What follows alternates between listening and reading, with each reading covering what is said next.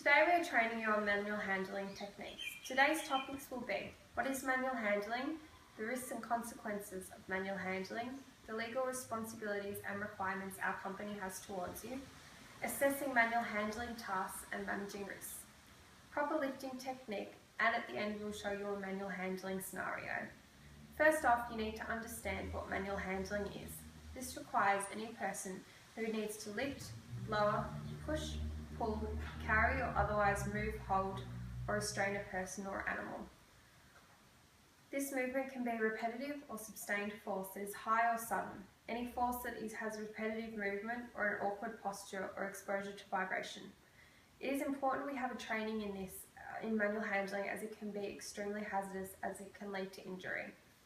There are many risks that can occur if manual lifting is done incorrectly. The consequences can not only affect the business but also the employees. This affects the business by compensation being needed to be paid out. It is also expensive to rehabilitate employees, repair any equipment that was broken during incorrect manual handling. It also costs to replace employees and can lead other employees to have a negative view on working with the company. The risk to employees are not ever being able to work again due to injury, pain or discomfort you may have. Another impact incorrect manual handling procedures can have on its employees is it can impact on others, such as your friends and family, especially if you have a family that relies on you, as this can cause financial problems. There are many legal requirements your employee has to you. They are to provide a safe and working system. Employees are required to identify any risks and assess any risks that may happen as they occur. They also have a responsibility to control any risks that may be happening. An example of this is by employees attending the workshop on how to manual lift.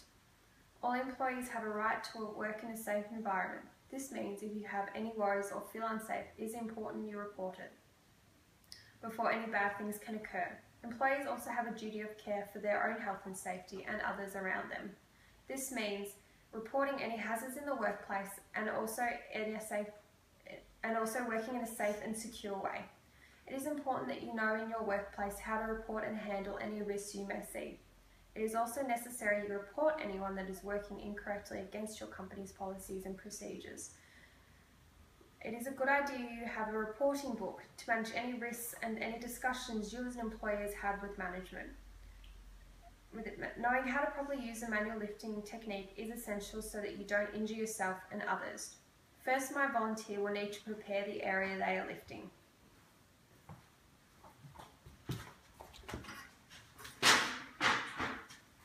Clear away any hazards. This could be any oils nearby, any objects on the floor you could trip on.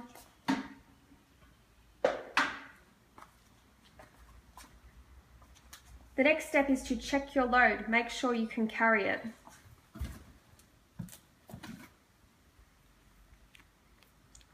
Next step is to make sure nothing will fall off.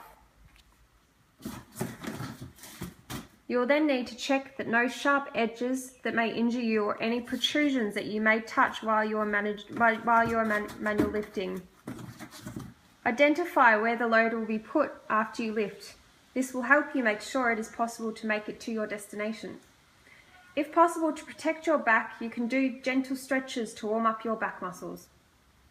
It is important you never lift or carry loads that you think are too heavy. Taking frequent breaks can also help you not to injure your back. It is not ideal to lift something that is slippery, awkward, as this can cause injury. The next step is to grip and grasp your load. Position your feet. Make sure they are shoulder width apart. Bend your knees. Keep your back straight. Make sure you keep your arms close to your body so that you aren't straining your back throughout the procedure. Brace your stomach. Keep the object close to you and then lift using your legs, not your back, to avoid any twisting of your back. All these techniques are a vital part of manual lifting. Thank you for listening.